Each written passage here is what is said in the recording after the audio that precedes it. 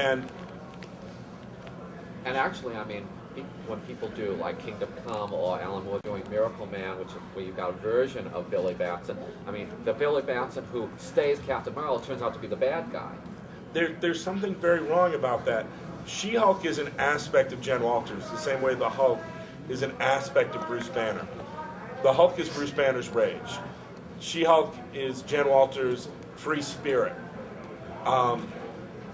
It's her inner beauty, her inner self. So, to me, there's something scary.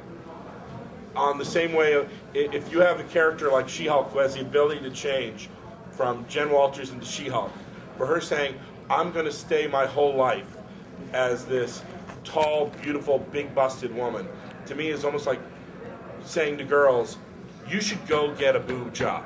Go now. You're not worth who you are right now until you're tall, until you're beautiful, until you're busty and curvy.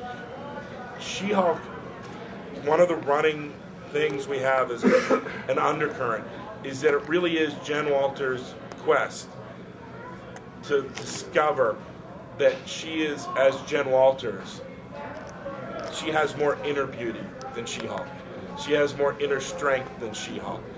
That She-Hulk is just an aspect of her personality.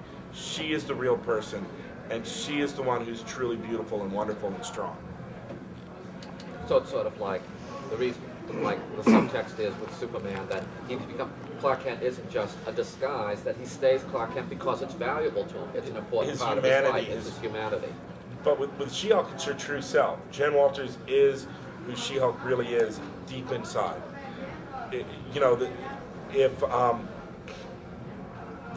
There's no better way to say it. And the other thing I want to ask you about the difference between you and Byrne's She-Hulk, your She-Hulk, and Byrne's She-Hulk is, Byrne, of course, was doing all the breaking the fourth wall stuff, and I did see the story in which you have a sort of wink at the camera.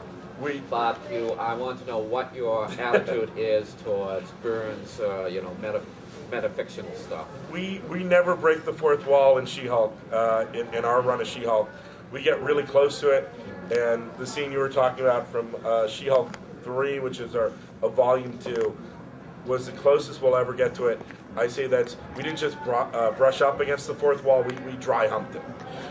we just like, hey, the fourth wall, let's just kind of polish it a little. We're not going to break it, we're not even going to crack it, but we're just going to rub it.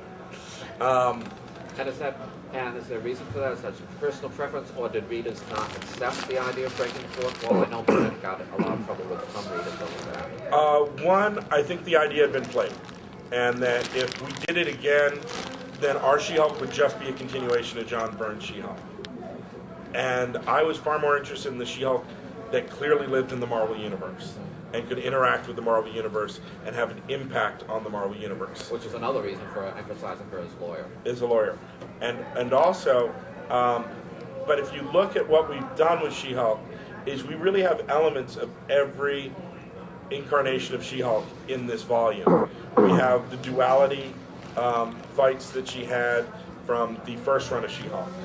We have the way she interacts with the Marvel Universe from Avengers and FF. And we have the humor hopefully from the John Byrne solo run. But we also pay tribute to breaking the fourth wall by how we use comic books. That we kind of crack it a little. We wink and nudge at the fourth wall. But it is true that even in the very early FF, you have the issue in which Doctor Doom visits Stan and Jack, or Stan and Jack get thrown out of Reed and Sue's wedding, so that there's always been established right from the start that Marvel comics are published in the Marvel Universe. Yeah, or you have really early on, you have the Thing reading an issue of the Hulk, and Johnny Storm takes it away from him. That there is a Marvel Universe inside the Marvel Universe. It's kind of creepy. It's like if you went to Epcot, and you suddenly were able to find a Florida inside Epcot. You could find a little Epcot in there, and you could keep looking. It would be really scary. But we kind of do that. We have a Marvel Universe that lives in the Marvel Universe that was been established many, many times.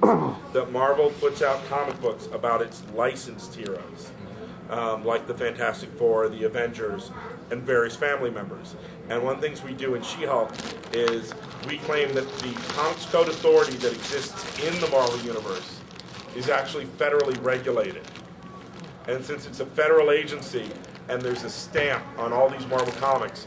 These are now legal documents. So when She-Hulk goes into court, she argues cases holding up copies of Marvel Comics as legal precedent. So this was also my way of saying, I'm Dan Slott, I'm very sorry, I know nothing about the law, but I do know about comic books. And the same way you get together with your friends and you debate about comic books, that's the way our courts work in the Marvel Universe when dealing with superhuman law.